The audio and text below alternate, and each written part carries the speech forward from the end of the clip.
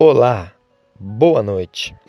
Me chamo Cristiano Sôneman e mais uma vez estou aqui dando seguimento no Evangelho de Mateus, capítulo 8. Mateus narra que ele, ao descer do monte, após refletir sobre como foi seu primeiro ensino, após Jesus passar um período no deserto, após ele ir no monte todos os dias, como falamos no áudio passado, no áudio de ontem, agora Mateus narra que quando ele desce do monte e aquela multidão o seguindo, após ele ter refletido como foi o seu primeiro ensino, veio um leproso ao seu encontro e o adorou. Veja que lindo isso. Veja que Jesus estava lá organizando os seus pensamentos. E quando ele desce do monte, já tinha dado o primeiro ensino maravilhoso. Capítulo 5, 6 e 7 de Mateus, você não pode ler só o 7. Não pode ler só o 6 ou só o 5, você tem que ler todo para poder entender. Grande ensino de Jesus. Após esse grande ensino, Jesus está descendo do monte e dá de cara com o leproso, que veio ao seu encontro. E o adorou, encantando o mestre com elegância e humildade. Isso que é elegância. Isso que é tocar nas vestes de Jesus. Tocar no seu coração. Olha a fala do leproso.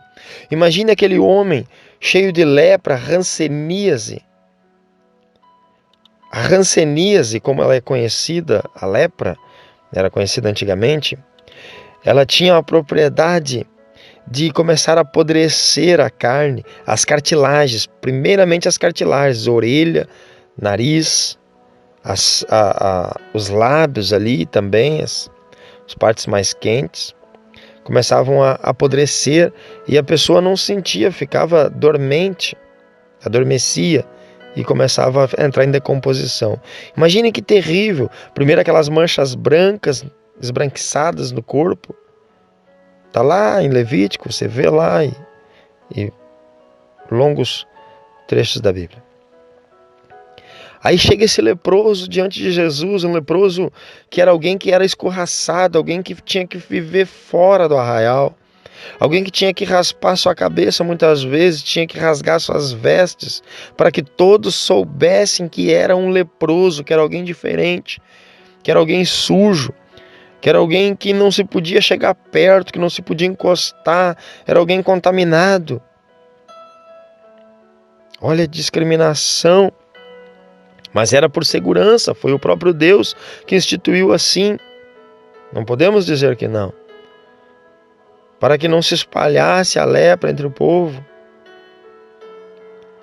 Então esse leproso agora se aproxima, mas eu não estou dizendo que Deus...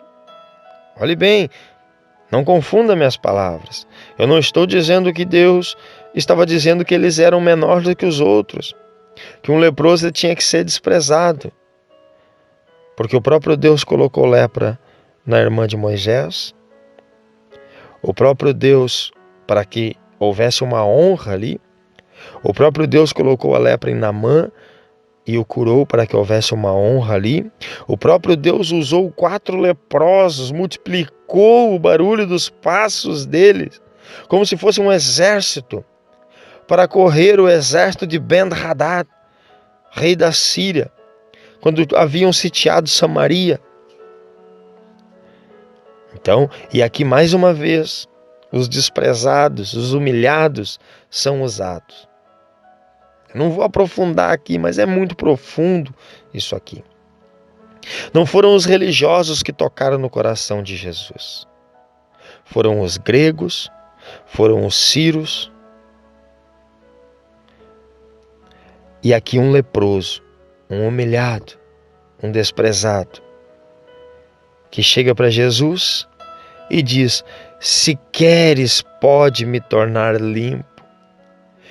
Ele chega e confessa, ele sabe que Jesus, ele bota para fora a fé dele. Confiare, credere fidelis. A confiança perfeita, o crédito a ausência de medo. Ele chega diante de Jesus e diz: se o Senhor quiser, eu me tornarei limpo. Basta o Senhor querer. Basta você querer que eu serei limpo. Imagine Jesus, a alegria que deve ter sentido Jesus. Uma mistura de fé com elegância, reconhecimento e gratidão. Jesus ficou tão feliz com aquele homem que disse: eu quero.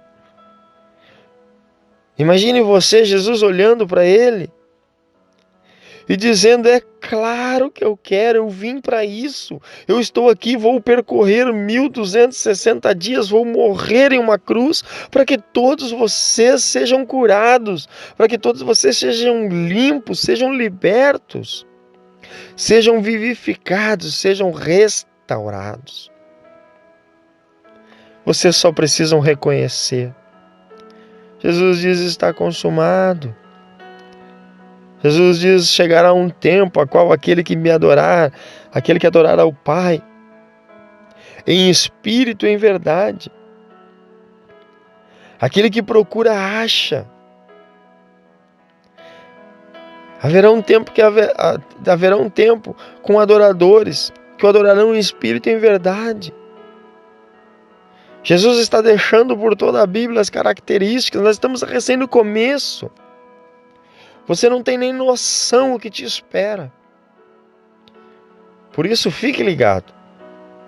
Acompanhe. São de 10 a 15 minutos por dia. Não é nada mais do que isso. Tenho certeza que você não vai deixar de fazer os seus afazeres, e você pode escutar e reescutar quantas vezes for necessário para que você pegue cada palavra que está sendo colocada aqui. Jesus olha para o leproso e diz: eu quero. Seja curado. E o homem foi curado imediatamente. Com certeza ele saiu dali limpo. Com certeza Jesus deve ter pego na mão dele. E ele, com receio por ser leproso. Mas aqui, mais uma vez, o próprio Criador enviando os seus desprezados para nos deixar o exemplo. E aí Jesus diz para ele: não conte o testemunho. Não conte a ninguém. Mas vá até o sacerdote, o pastor, o padre.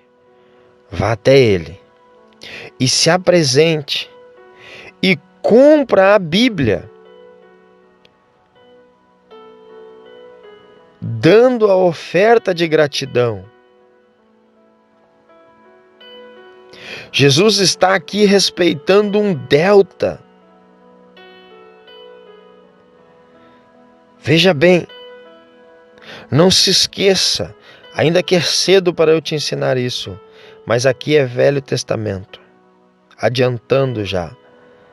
Segundo Hebreus 9, 16, 17 e 18. Se você quiser, pause o vídeo e abra lá.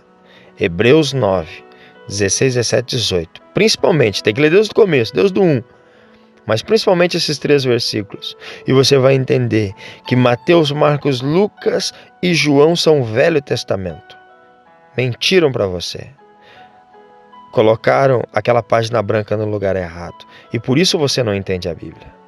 Por isso você não entende esse Jesus. Por isso você não entende muitas vezes esse Deus e pensa: como que Deus permitiu isso? Por que aconteceu isso? Como que está acontecendo isso? Como que as pessoas vão à igreja e continuam cegos?